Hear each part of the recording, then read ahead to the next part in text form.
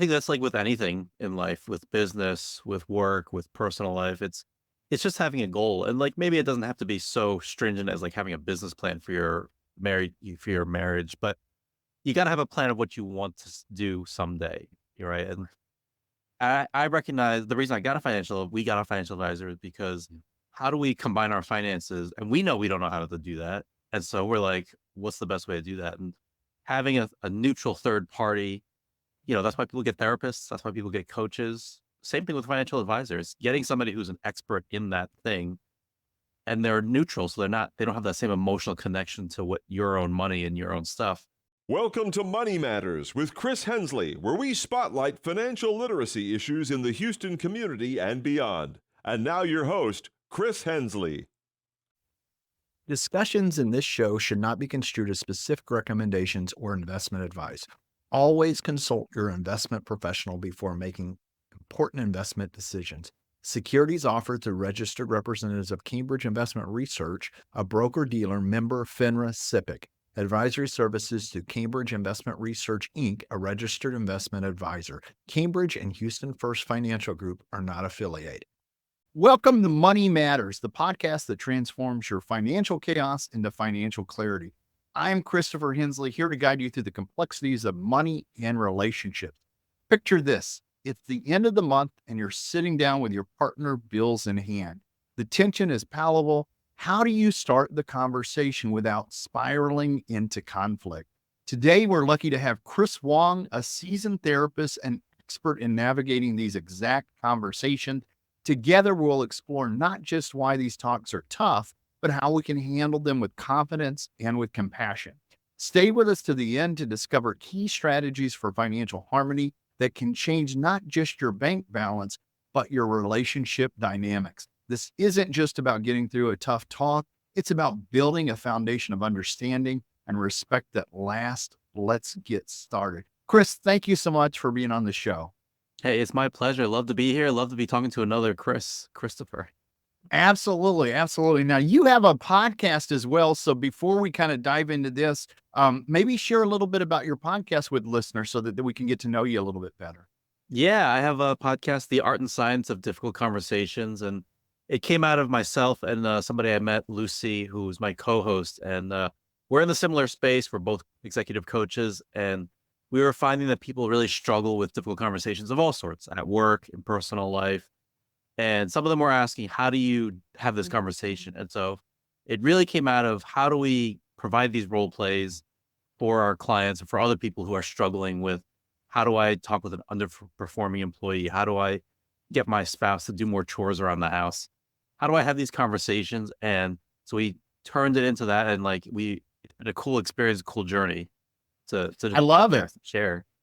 I love it. I love it because that was when I learned about your podcast, the format of you had a couple different formats there, and one of them was a role play, which I have not heard of on a podcast before. I think that's very unique and a neat way to get access to this information for sure. Well, Chris, thank you so much for joining us. Let's just dive right into it. This topic I think is a good one for all of us. I'm actually on May 18th. That is my 28-year anniversary.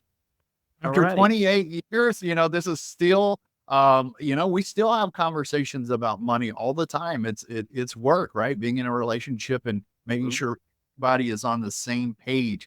How should couples begin discussing their financial goals and concerns, and what foundational steps are crucial for a healthy dialogue?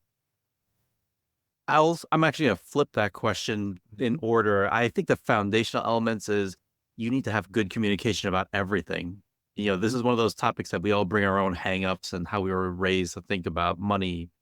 And so the foundation is, do you even have a venue or a way for both of you to have that honest conversation? Do you have a way that you can share and you can share your opinion without feeling like you're being be ridiculed or made fun of or pressured to think one way or the other? And can you just even have that insight to share with yourself? Like, this is actually what I think about money. I think of it as we need to save as much as possible because I grew up in a culture where we saved every last penny. We never spent any money. And so it freaks me out that we have to buy this couch or this bed or spend money on this new water heater. Every time we have to spend money, it freaks me out. So part of that is also a conversation with ourselves is, what are we comfortable with? What are we taught about and raised to think about money? That's a good way to think about it, starting from the broad idea of just having good communication, right? Not just about money, but being able to talk to each other without feeling, blame or having just a good way to come about that. You talked about, as it goes to money, right? Examples, a hot water heater, that's a good one. All of these things, there's a dollar sign and a price tag attached to them. So being able to really have the insight with yourself to know that, how have I formed these Mhm. ideas when it comes to money? This can lead to conflicts. That's right. So we hope it doesn't, but sometimes it does.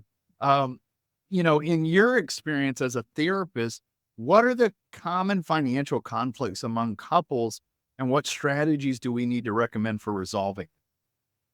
Yeah, I think it's that one of those examples I gave is just one person grew up really stingy, not stingy, but really just focused on hoarding money, right? Mhm. And the other person grew up like really loose with money, really thinking everything. It's okay to buy stuff.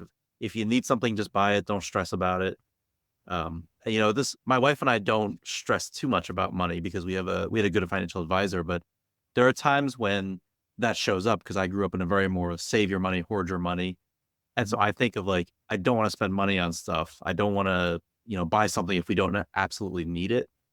But my wife grew up in like, she also didn't grow up with a lot of money, but her philosophy was if you have the money and you need something, just buy it.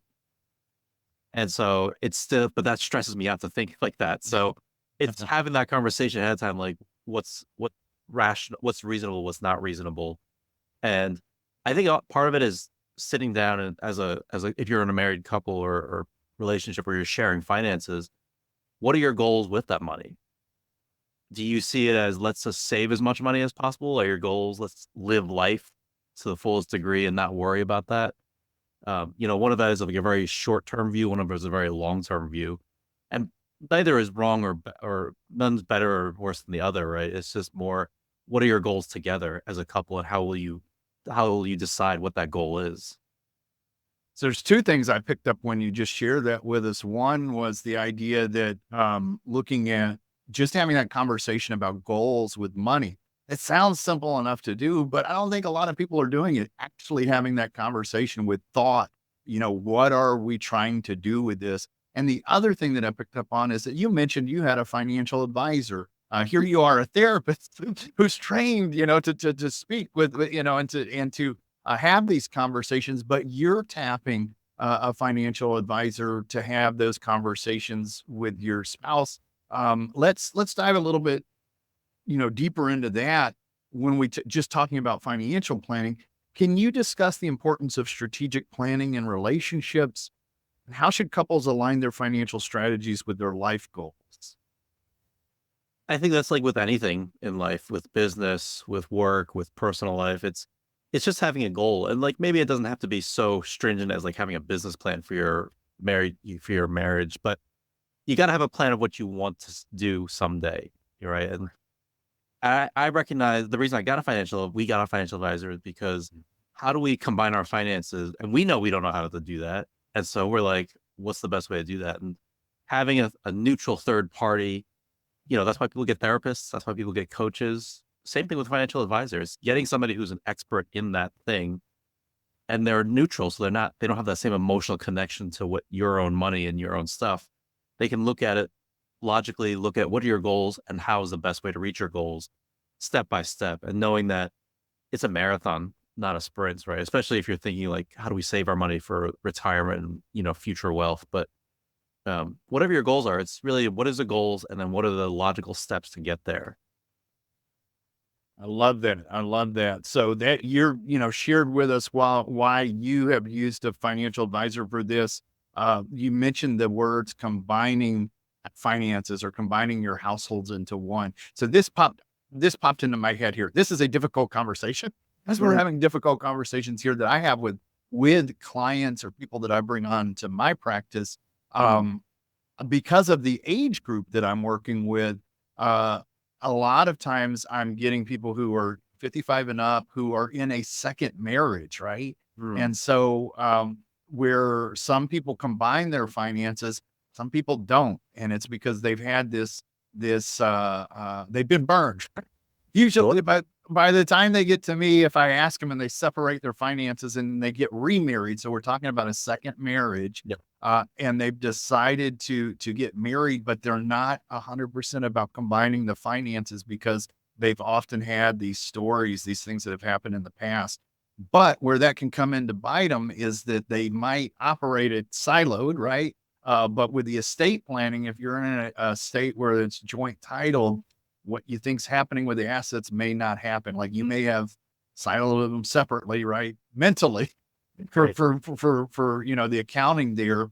How would you handle, is there a different way to come at these conversations with different generation, with that different age demographic? Yeah, and I don't know your approach well enough to like. I don't want to necessarily tell you how to do your work because I'm sure you're good at it. I would say dig into that emotional reason. I think that's because we all make that's how we make our decisions. Really, it's just emotionally from our gut. So really digging into that, what their fear is, what their worry is on both sides. If they're getting remarried and they're worried about something happening, they don't want to get burned again. Reasonable. I dig into that. Like, what is your Yeah. concern about getting burned again? What's your fear of something happening? And then if they're marrying somebody who's like dead set on like we have to combine our finances because that to me shows commitment. What's going on for them emotionally? What's the importance there for them? And I think that's where you need to negotiate is thinking about what are those emotional needs they're trying to fill or trying to avoid? What are they trying to avoid? What pain are they trying to avoid? And how can you best work together to meet both needs? Like, how can you provide that security and show that commitment?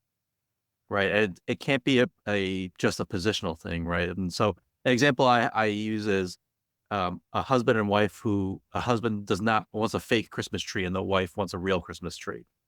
And the husband's like, but it's too much work. A plastic one is easier to take care of and store. You can reuse it. And the wife's like, but this one, it smells like Christmas. This is like the real Christmas spirit, like that tradition of going to a Christmas tree farm and picking out a tree. And like those are just positions. Those are just like surface level things. But if you dig deeper, the husband doesn't really have a reason. He just doesn't want to deal with it. But the wife's like, you know what? This reminds me of my dad, and he passed away a couple of years ago, and he used to always bring us. So like, this really means a lot to me because it connects me with my dad, and that's important. And so the husband says, okay, let's get the real Christmas tree because that makes more sense. But if you just deal with like the surface level things, logistically, like depends on what more is important to you. But getting to the emotional core, that makes it easier to determine what's your actual need that you're trying to fill. I love it. That's a really good answer to that question there. I try not to, I never pass judgment on clients. Whatever they want to do, that's fine. But making sure that they understand the ramifications of that. And especially when people pass away, if they've got blended families with children and there may be expectations there that they just haven't discussed. And so that's one of the reasons we have that conversation. Transparency in finances. How important is transparency about finances in a relationship? What are the risks and the benefits of maintaining separate versus joint accounts? More of the first part of that is really how important is transparency about finances in a relationship? I mean, I think importance in general, just the same as everything else with communication, right? It's just being transparent about what's going on because otherwise you're just leaving the other person to assume certain things. They're just going to fill in, no matter what, the other person's going to fill in their own story of what's happening and why it's happening. Are you hiding your finances because you're trying to store money somewhere to hide something else? Or have you just been like buying scratch tickets every day, and so you actually have a gambling problem you're trying to hide, and so like your spouse is like they think you're having like a second life, and you have a gambling problem you need help with. So that's Absolutely.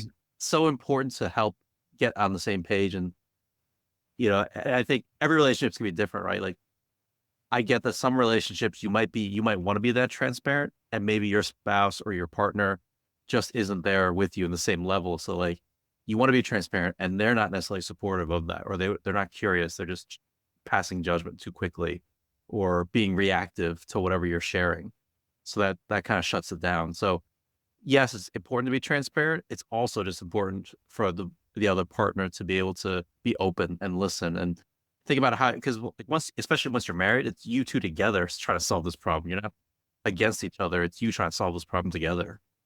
I love that. That's how, after 28 years, we look at ourselves as a team. Mm. We're working together as a team, and it's always good to have that in our minds when we're trying to make decisions. So this was, the idea of if you aren't transparent, the person might actually fill in the gap for the story that they have, and it may not be the correct story. And there is a danger there. And then getting you use the idea of a gambling addiction.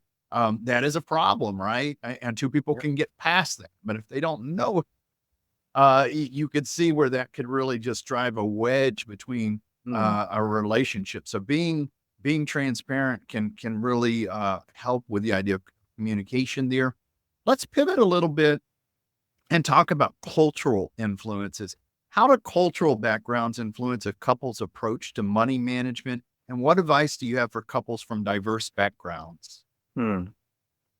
I think I'm going to sound like a broken record. It's the cultural differences are so important because they influence how we look at money, how we spend money, who's in charge of the money. Like I'm a big proponent. I keep talking about like being transparent, communicating. And what if you come from a culture where only one person has power over the finances and that's how they view it? Like that's how it should be. I don't like the idea of, it seems in pop culture, like now there's like this idea of like, you should essentially have a checklist of things you talk about on a first date with people to determine if it's a good fit or not. I'm not saying you gotta talk about this on the first date, but if it gets serious, when it starts getting serious, you should be talking about this. What is your expectation of money? Is it we share it to 50-50? Is it you believe one person should have control of all the finances and I just get like, and the other person just gets an allowance, quote unquote, or something? Or is it like we're jointly working together through all of this stuff where we're putting all the money into a joint account? I've seen lots of different ways. I've seen marriages where people have joint accounts forever and they never have a joint accounts. They have a split accounts and it works out well. They figure out how to like manage all the bills and the mortgage and all this stuff just fine. And some people will like have a joint and that works too for them. It just depends on your personality and your culture, but it comes down to, are you willing to talk about it and kind of come to figure out how do we collaborate and figure this out together? I love that answer. That's a great answer. It may not be the first date, but money's pretty important. Yeah. If you get that answer that you gave earlier, if somebody gets an allowance, that might be a deal breaker for some people, right? And to get that to bubble up in the first couple of dates or conversations, they're not a bad thing. So I love what you're saying there. That makes a lot of sense. When it comes to challenges for modern couples, how have financial challenges for couples evolved with modern economic conditions such as gig economy or digital currencies? Any thoughts on that? I don't know if I have any thoughts on like the digital currencies because I just don't know enough about that. Me neither. So I assume it's for me, maybe because I'm just older. I assume it's very risky, but maybe it's super safe. I don't know. I will say this: the gig economy, it's very similar to anybody that works for themselves. It's just more unstable revenue streams, right? Like it's going to be ups and downs. You might hit huge months, you might hit really low months. And so you have to think about it together. How are you going to manage through that? And what's realistic? I think we all understand that the inflation is really happening. No matter what, the larger indicators are saying, like prices are going up for lots of different things. Rent is going up. It's getting more expensive to just live daily life. And so I think that has to be a real question is what's realistic for us in terms of where we're going to live and the lifestyle we want to do. And gig economy, I think, is great for people that love flexibility. I think they got to be honest with themselves and with each other too. That means it's not going to be a stable income, which means you have to be even more thoughtful about saving and thoughtful about where you spend your money and how you spend your money. Do we all wish it was different? Yeah, we all wish it was different. And there's nothing, one person by themselves is not going to solve it. So we need to figure out like how we're going to live within this situation. And then we can work on public advocacy and kind of societal issues as a group, but individually we got to figure out how we're going to live in this system that we're in right now. I love that. Yeah, we probably have personal opinions as far as the wage of a gig worker and how that could be changed. But you're saying what we're left to deal with is the reality of here's how it is, right? And so we've got this lumpy budgeting. It's almost like a self-employed where you might have a good month, you might have a down month, and it's peaks and valleys. And so being really realistic as a couple together, I think that's great advice there. Are there any specific tools or resources that you recommend couples trying to manage their finances better? Yeah, I love there's a couple of Instagram influencers that I see every now and then. I don't know if you need to go this extreme, but they are couples and they have like this period where they meet like every Sunday night and go over their finances and like their emotional health and all their marriage and things like that. Um that seems like a lot. They say they spend like an hour and a half doing this every Sunday night. Yes. Yeah. I don't know. I have 2 kids, so I don't know how much we're gonna spend time doing that.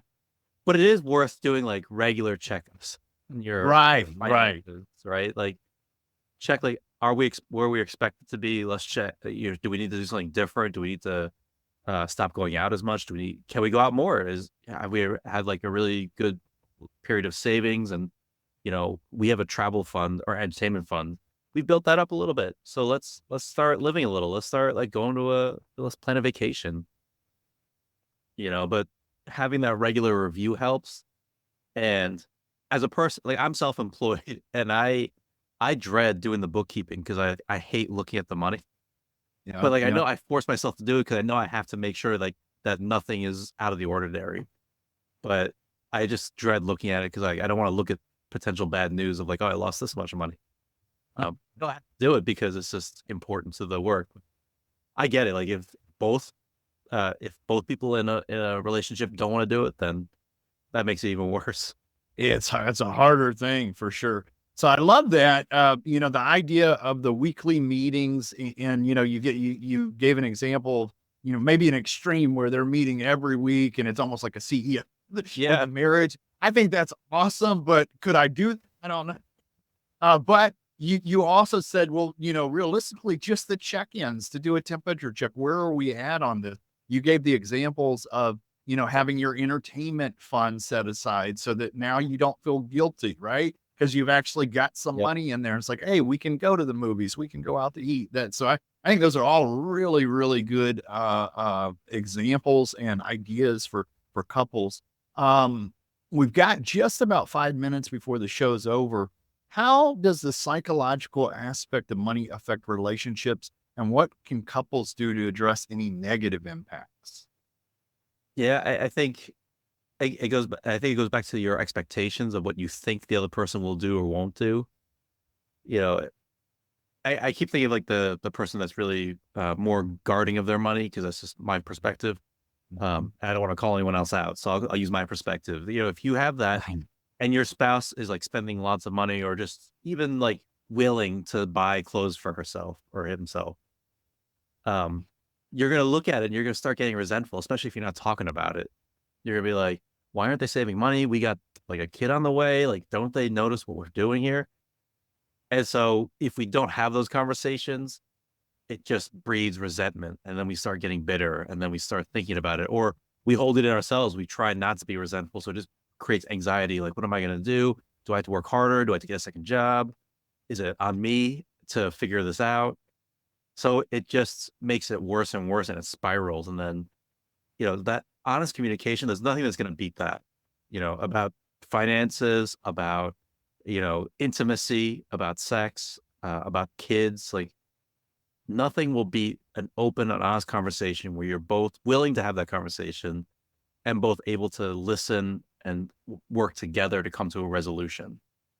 I love it. I love it. Chris, we could have talked for the rest of the day here. Yeah. We're just about about 3 minutes away from the end of the show. So now tell me a little bit, because I'm going to ask where listeners who want to find out more about you, where they can find out more about you. But I want you to talk a little bit about what you do professionally, which I think deals more with leadership and from a corporate coaching aspect. But can you tell us a little bit more about that so that we Yeah. can get to know that about you? Yeah, sure. So I still do therapy on the side. But it only affects people that live in Massachusetts. So if you have listeners elsewhere, that doesn't matter. But what I do, my main job is I'm an executive coach and consultant. So I work with nonprofit executive directors, really helping them to fix dysfunctional cultures, creating high performing organizations so they can execute their strategic plan. I love it. I love it. So the stuff that we talk about on a couple level, think about it at a group and a dysfunctional office or a business Yep. model or workspace. We need this everywhere. The last thing you just said about, good, honest communication, just having those conversations, super, super important there. Chris, and for people who do want to find out more, where can they go to find out about you? Yeah, so they can find my website, myleadershippotential.com. On social media, I'm most active on LinkedIn. So on LinkedIn, I'm Chris Wong, LMHC. That's where you can find me, get into the conversation with me. You can always email me, chris@myleadershippotential.com. And as we mentioned at the beginning, I have my own podcast with the co-host Lucy, the art and science of difficult conversations. You can catch that anywhere you get your podcasts. And we're about to be finishing our first season, so we're rolling into our second season. And yeah, I think people, for the people that have found it, they seem to enjoy it, and so we're going to keep building out and keep making it better. I love it. Congrats on that. That's a good first season there, and you've got some traction going. Chris, thank you so much for being on the show. Have a good rest of the day there. Yeah, this is great. Thanks for having me on. Love talking about it.